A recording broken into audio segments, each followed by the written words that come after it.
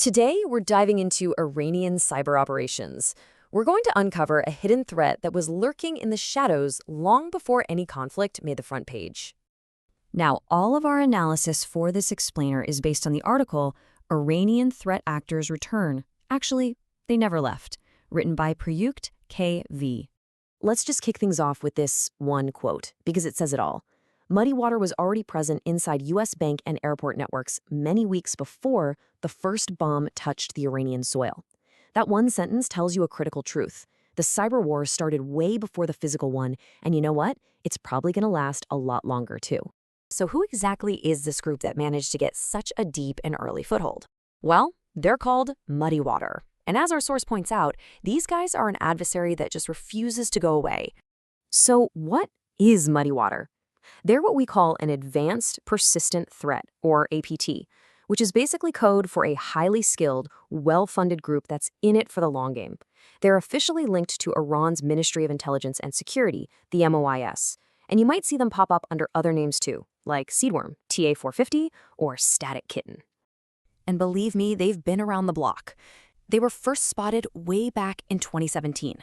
It took until 2022 for governments to officially point the finger at the Iranian state, and by February 2026, they kicked off their latest campaign, burrowing deep into Western networks. So yeah, this isn't some new kid on the block. It's an old threat that keeps getting new tricks. So what's their secret sauce? What makes them so dangerous? It's their ability to rapidly retool. As soon as defenders figure out one of their tools, they just build a new one. They've moved from PowerShell to things like Python and Go. And now they're using JavaScript with a tool called the Dino runtime. It's what the source calls adversarial learning at scale. They learn from our defenses and adapt. All right, let's get into the nitty-gritty of their latest weapon. We're going to dissect a really stealthy piece of malware called the Dindor backdoor. Think of it as a secret digital tunnel that gives the attackers complete remote control over a machine.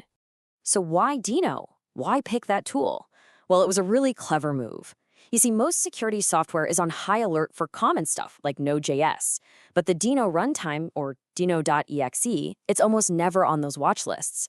So by using Dino, Muddy Water slips right through a huge blind spot, making their malicious code look totally harmless. Let's walk through how the whole attack plays out. It all starts with a very targeted email, a classic spear phishing attack. Once someone clicks, they drop the payload, either Dindor or a fake set, and then run it using that sneaky Dino.exe file. From there, the malware makes sure it can survive a reboot, phones home to its command and control servers using legitimate cloud services like Backblaze and Wasabi, and then finally, it starts stealing data with a common utility called rclone. But, and this is a big but, the attackers got sloppy. They reused fake digital certificates made out to two phony names, Amy Cherney and Donald Gay. Now, this mistake is basically a gift to defenders. It creates a solid, unchanging clue that security teams can actively hunt for inside their networks. Okay, so we've seen the how, the tools, the techniques. But to really get what's going on, we have to talk about the strategic why. This isn't just random hacking. This is about something called cyber prepositioning. The source describes Iran's cyber operations as an asymmetric equalizer. That's a fancy way of saying it's a tool they can use to punch above their weight. It's flexible, it's deniable, and it lets them project power without ever firing a shot. So this Dindor campaign, it's not just about spying, it's about getting leverage. And this is the part you really need to remember. This whole campaign wasn't a reaction to current events, it was preparation for them. The fact that they got access to US banks and airports weeks before things heated up, well, that shows this was a calculated, proactive move to get their pieces on the chessboard for a future conflict. So, with a threat like this out there, what can you actually do about it? Let's flip the script and open up the Defender's Playbook. We're going to look at some clear, practical actions that security teams can take right now. The source lays out some really clear, immediate steps. First, go hunt for the Dino.exe process on your systems. Second, take a hard look at your network traffic going out to cloud services like Backblaze and Wasabi. Third, scan for that data transfer tool rclone.exe. And finally, use that gift the attackers left you. Hunt for any files signed with those fake certificates for Amy Chern or Donald Gay. And for the security pros out there, we can map all of this to the industry standard MITRE ATT&CK framework. The spear phishing, that's T1566.001. Using the Dino runtime, that's T105.007. This mapping is so important because it helps defenders turn the details of this one attack into broader strategies they can use to stop similar threats. So let's zoom out a bit. Forget Muddy Water and Dindor for a second. What does this one campaign tell us about the new cyber battlefield we're all living on? Because the takeaways here are much bigger than just one threat group. Well, for one, it shows that the cloud has become both a shield and a sword.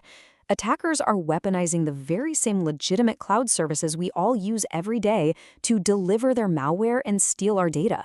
They're literally hiding in plain sight. We're also seeing an evolution of what's called living off the land, where attackers use a system's own tools against it.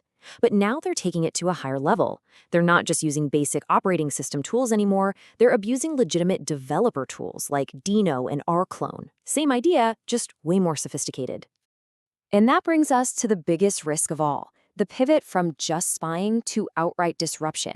The access an attacker gains to quietly steal information can be flipped like a switch to cause real-world chaos in our critical infrastructure.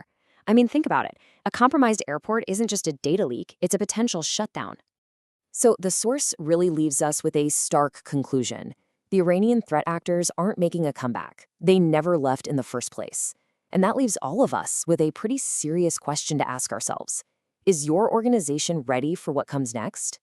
And as you think on that, if this breakdown helped you understand things a little better, it would be a huge help to us if you'd like this explainer and subscribe for more deep dives. We appreciate you watching.